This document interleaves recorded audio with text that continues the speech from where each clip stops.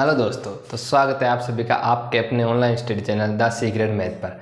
हम पढ़ रहे थे प्रतिशत में हमने 2 पार्ट पढ़े थे। 2 पार्ट में हमने 3 टाइप पढ़ लिए थे और आज हम पढ़ने वाले हैं 4th टाइप। तो चलो शुरू करते हैं। 4th टाइप पढ़ने वाले हैं। 4th टाइप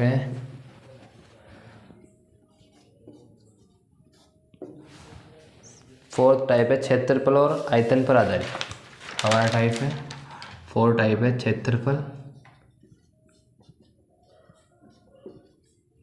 क्षेत्रफल और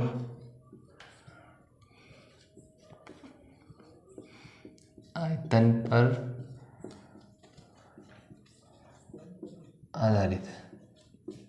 ये टाइप है हमारा क्षेत्रफल और आयतन पे आधारित। इसमें फॉर्मूला देख लेते हैं। इसमें फॉर्मूला है पहला प्रतिशत प्लस दूसरा प्रतिशत प्लस माइनस पहला प्रतिशत इंटू दूसरा प्रतिशत बटावा 100। ये हमारा इसका फॉर्मूला है। इसी फॉर्मूले से सारे क्वेश्चन होंगे। तो हम इसके पहला क्वेश्चन देख लेते हैं। पहला क्वेश्चन दे रखा है, क्वेश्चन देखते हैं। क्वेश्चन दे रखा है एक आयत की लंबाई 5% बढ़ाई गई है। एक आयत की लंबाई 5% बढ़ाई गई है और चौड़ाई 10% बढ़ाई गई है।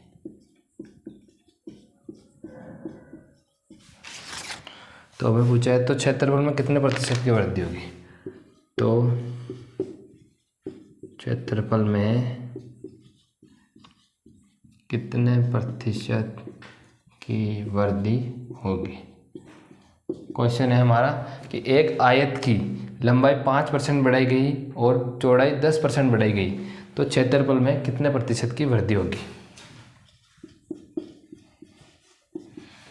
तो इसके आयत के क्षेत्रफल में कितने परसेंट की वृद्धि होगी, तो इसी फॉर्मूले से हम निकालेंगे।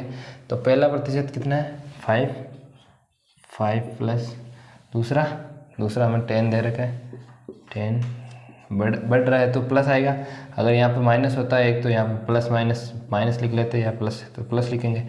और यहाँ पे पहला प्रतिशत या दूसरा प्रतिशत बटावा ये 100। तो ये कितना हो गया हमारा, ये हो जाएगा 5 प्लस ये 15 प्लस ये हो जाएगा हमारा 50/100।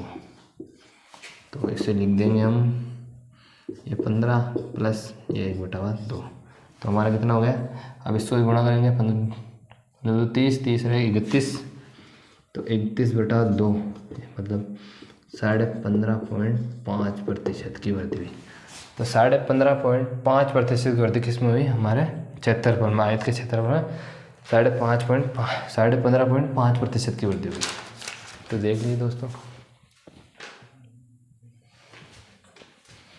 एक बार वापस देख लेते हैं इसी क्वेश्चन को, जो अच्छे से समझ में आ जाएगा आपके। फिर आयतन के कोई भी क्वेश्चन होगा तो उससे आपसे जल्दी से हो जाएंगे। क्वेश्चन दे रखा है हमारा एक आयत की लंबाई 5% बढ़ाई गई और चौड़ाई 10% बढ़ाई गई, तो क्षेत्रफल में कितने प्रतिशत की वृद्धि होगी। तो पहला प्रतिशत दूसरा प्रतिशत, पहला प्रतिशत इंटू दूसरा प्रतिशत बटाओ 100। इसे रख देंगे इसमें। ये 5 प्लस 10 इंटू 5 बटावा 100। इसको डायरेक्ट काट देंगे, 0 से 0 ये 2। तो ये 15 प्लस 1/2 इसको गुणा करेंगे तो ये हो जाएगा 31/2। तो ये जाएगा हमारा 15.5% की वृद्धि होगी क्षेत्रफल में। हमारा एक क्वेश्चन हो गया। चलो दूसरा क्वेश्चन और देख लेते हैं इसी का, आयतन पर आधारित। ये हमारा पहले क्षेत्रफल पर आधारित करेंगे, फिर बाद में आयतन पर आधारित क्वेश्चन करेंगे। ये हमारे क्षेत्रफल पर आधारित क्वेश्चन है, क्षेत्रफल पर आधारित। इसी फॉर्मूले से सारे क्वेश्चन होंगे। सेकंड क्वेश्चन देख लेते हैं। सेकंड क्वेश्चन है एक वर्ग की भुजा 25% बढ़ाई गई सेकंड क्वेश्चन है, एक वर्ग की भुजा 25% बढ़ाई गई, 25% बढ़ाई गई तो उसका क्षेत्रफल, तो उसके क्षेत्रफल में कितना बढ़ जाएगा? तो उसका क्षेत्रफल कितना बढ़ जाएगा? क्वेश्चन दे रखा आपको कि एक वर्ग की भुजा 25% बढ़ाई गई, उसका क्षेत्रफल कितना बढ़ जाएगा? इसी से करेंगे। तो 25 वर्ग ये होता है, वर्ग में 2 भुजाएं होती है, ये बराबर होती है चारों भुजाएं, वर्ग की चारों भुजाएं बराबर होती है। तो इसको 25, पहला प्रतिशत भी ये होगा और दूसरा प्रतिशत भी ये होगा। हमारा जो वर्ग में ये भुजाएं बराबर है, ये भी भुजाएं बराबर है, तो पहला प्रतिशत भी ये 25% ये बढ़ेगी 25%, तो ये भी 25% बढ़ेगी क्योंकि चारों भुजाएं बराबर होती है। तो इसको ऐसे कर लेंगे, पहला प्रतिशत प्लस दूसरा प्रतिशत प्लस पहला इंटू दूसरा बटावा 100। तो ये एक बार, ये 4 बार, ये हमारा आ जाएगा, ये तो हो जाएगा 50 प्लस इसको 25 को काटेंगे तो ये आ जाएगा 6 से 1 बटा 4। तो इसको जोड़ लेंगे तो ये आएगा हमारा 56 से 1 बटा 4%। ये हमारा आंसर आ जाएगा। ये आ गया हमारा क्षेत्रफल में, क्षेत्रफल कितना बढ़ जाएगा? तो 56 से 1 बटा 4% बढ़ जाएगा। ये हमारा सेकंड क्वेश्चन हो गया। एक और क्वेश्चन देख लेते हैं, इसका थर्ड क्वेश्चन, तो अच्छे से समझ आ जाएगा आपको।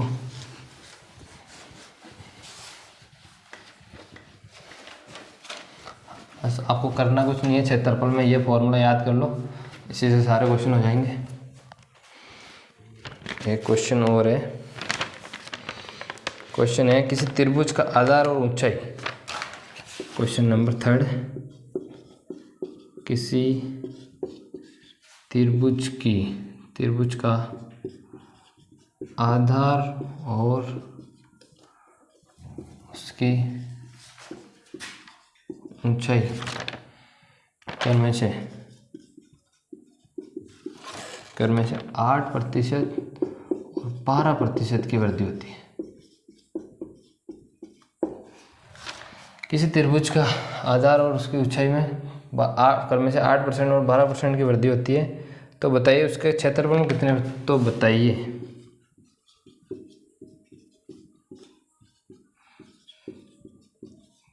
उसके क्षेत्रफल में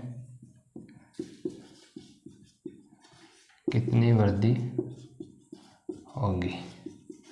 करना क्या आपको? कुछ नहीं करना, बस इस फॉर्मूले में रख दो, पहला प्रतिशत ये दूसरा प्रतिशत, ये 8 × 12 प्लस, सॉरी यहाँ प्लस आएगा, ये 8 × 12 बटा 100। तो इसको सॉल्व कर लेंगे, ये हो जाएगा हमारा 20 प्लस ये हो जाएगा 96 बटा 100। इसको भाग देंगे तो 20 प्लस 0.96, तो ये हमारा आंसर आ जाएगा 20.96%। ये हमारा आंसर हो गया। कैसे गया था वही, इसमें फॉर्मूला रख देना है हमारे को, जो मान दे रखा है पहला प्रतिशत ये दूसरा प्रतिशत, इसके अंदर रख देंगे फॉर्मूले में, तो हमारा आंसर आ जाएगा। तो इसमें कितनी वृद्धि हो गई? तो 20.96% की वृद्धि हो गई। तो ये हमारे क्षेत्रफल के क्वेश्चन हो गए।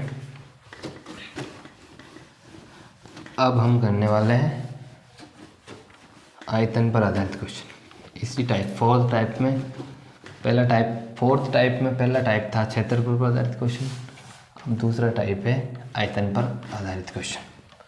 तो आयतन पर आधारित क्वेश्चन देख लेते हैं। इसमें सेकंड टाइप है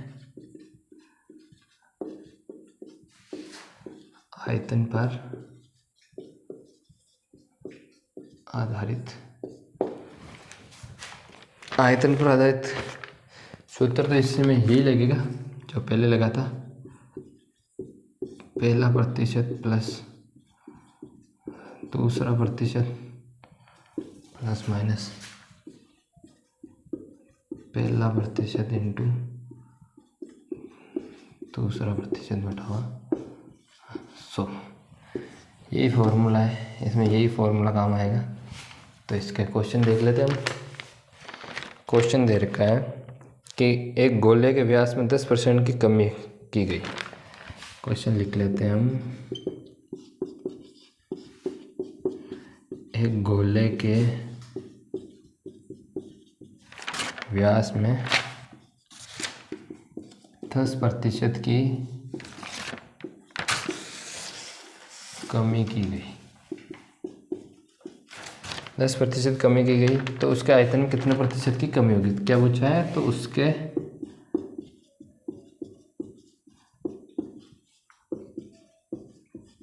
आयतन में कितने प्रतिशत की वृद्धि होगी। क्वेश्चन दे रखा है एक गोले के व्यास में 10% की कमी की गई तो उसके आयतन में कितने प्रतिशत की वृद्धि होगी। तो इसमें क्या करना है, इसमें पहले निकाला था वैसे निकालना है। 10% की कमी वृद्धि हुई तो 10% की वृद्धि कैसे हुई?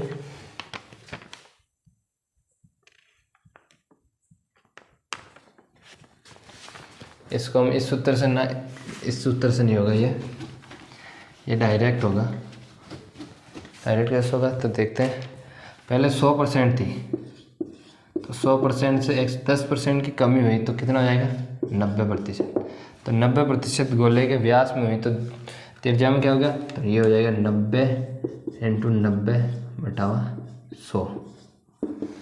90 ये दो विमाओं में परिवर्तन होगा। दो विमाओं में परिवर्तन। पहले हम निकालेंगे दो विमाओं में परिवर्तन। निकालेंगे तो एक विमा 10% की कमी हुई तो 90 हो गया। तो दो विमा है तो 2 बार लिखेंगे तो ये घट जाएगा, ये आ जाएगा 81%।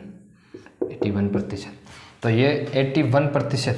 तो 81% तो इस 100 में से माइनस करेंगे तो 19% की तो विमाओं में कमी आई है, विमाओं में कमी। और हमें पूछा है कि उसके आयतन में कितने प्रतिशत की कमी आएगी। तो एक विमा तो दे रखी थी हमारे पास पहले, एक तो थी 90 और एक थी, अब एक हमारे पास 81 आ गई तो 81 रखेंगे और इसमें 100 का भाग दे देंगे तो इसको काट देंगे। ये हो जाएगा 729/10, इसको भाग लगाएंगे तो ये हो जाएगा 72.9% की कमी हो गई किसमें? आयतन में। तो दोस्तों एक बार वापस देख लेते हैं। क्वेश्चन दे रखा है एक गोले के व्यास में 10% की कमी की गई तो उसके आयतन में कितने प्रतिशत की वृद्धि होगी।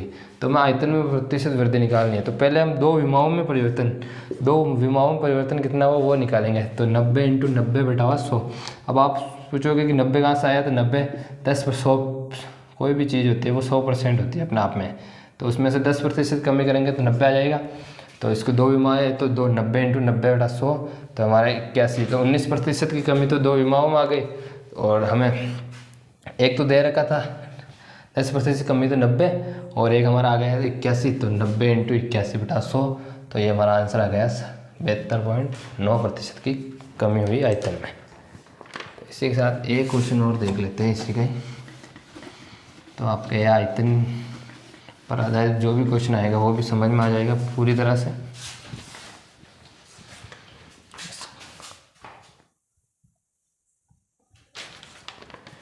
एक क्वेश्चन और है। क्वेश्चन है एक घन की भुजा 10% की वृद्धि हुई। क्वेश्चन नंबर 2 है एक घन की भुजा में 10% की वृद्धि हुई। एक घन की भुजा में 10% की वृद्धि हुई तो उसके आयतन में कितने प्रतिशत लगे हुई। तो उसके आयतन में कितने प्रतिशत की वृद्धि होगी। क्वेश्चन दे रखा है हमें एक घन की भुजा में 10% की वृद्धि हुई तो उसके आयतन में कितने प्रतिशत की वृद्धि होगी। तो वैसे निकालेंगे, पहले विमाओं में परिवर्तन निकालेंगे। विमाओं में कितना परिवर्तन हुआ, विमाओं में परिवर्तन निकालेंगे। तो विमाओं में परिवर्तन 10%, पहले 100 थी, 10% की वृद्धि हुई 110। अब कैसे निकालेंगे, एक पहले निकालता है 110 इंटू 110 बटावा 100। तो ये 1 0 से 1 0, ये कितना हो गया 121% की वृद्धि। विमाओं में कितने प्रतिशत की वृद्धि हुई, 121% की। एक फिर आयतन में, अब निकालेंगे हम आयतन में वृद्धि। अब आयतन में वृद्धि निकालेंगे तो एक विमा तो दे रखी है हमारे पास 110 पहले दे रखी है, दूसरी हमने निकाल ली 121। तो इसको कैसे निकालेंगे, तो ये हो जाएगा 110 इंटू 121 बटावा 100, ये निकल जाएगा हमारा।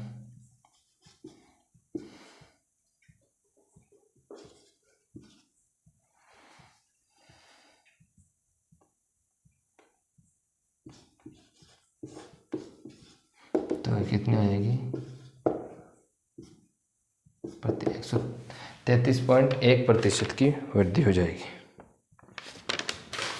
कितनी वृद्धि होगी दोस्तों, तो 133 मतलब कितनी वृद्धि हुई, 100 में से माइनस करेंगे तो 33.1% की वृद्धि हो गई।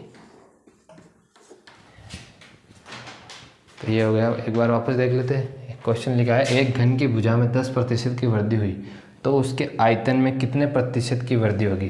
तो विमाओं में परिवर्तन 100 थी पहले, फिर 110 हुई, तो 110 इंटू 110 बटा 100, 121%। तो 21% की वृद्धि तो विमाओं में हो गई। और आयतन में वृद्धि, आयतन में कितनी वृद्धि हुई, आयतन में वृद्धि हुई तो निकालेंगे 110 इंटू 121 बटा 100, तो ये हमारा हो जाएगा 33.1% की वृद्धि हो गई। अगर हम उस सूत्र से भी निकाल सकते हैं इसको, उस सूत्र से कैसे निकालेंगे, तो यहाँ 21% की वृद्धि हुई और यहाँ पे 10% की वृद्धि हो रही है। तो ऐसे भी इसको रख के भी निकाल सकते हैं, पहला में इसको रख देंगे, दूसरे में इसको रखेंगे, तो भी आंसर हमारा यही आएगा। तो दोस्तों आज की क्लास में ये 4th टाइप कंप्लीट हो चुका है। अब हम अगले सेशन में 5, 6 और अगले इसके आगे के वो पार्ट करेंगे। तो अगर आपको हमारी वीडियो अच्छी लगी हो तो लाइक करें, शेयर करें, और अगर आप चैनल पर नए हो तो चैनल को सब्सक्राइब जरूर करें। Thank you.